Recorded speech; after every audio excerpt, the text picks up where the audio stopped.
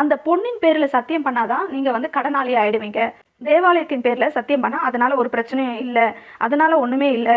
நீங்க தேவாலயத்தின் தங்கத்தின் பேர்ல மட்டும் சத்தியம் பண்ணாதீங்க, அப்படி சத்தியம் பண்ணா நீங்க கடனாளியா ஆவீங்க அப்படின்னு சொல்லி ஒரு தவறான வழி நடத்துதலை அவங்களுக்கு கூட்டிட்டு போறாங்க. 17ஆம் வசனம் என்ன சொல்கிறது? மதிகேடரே, குருடரே, எது முக்கியம்? பொன்னோ, பொன்னை பரிசுத்தமாக்குகிற தேவாலயமோ?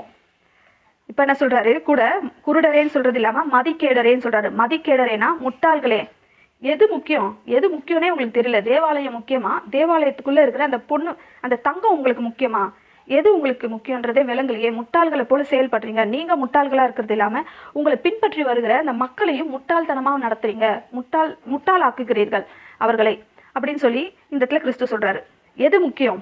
தேவாலயம் முக்கியமா, தேவாலயத்துல இருக்கிற தங்கம் முக்கியமா? தங்கத்தை பரிசுத்தமாக்குவதே அந்த தேவாலயம் தான். எப்படி? தங்கம் விலை உயர்ந்ததா இருக்கலாம், தங்கம் பார்க்கறதுக்கு அழகா இருக்கலாம், ஆனா அந்த தங்கத்தை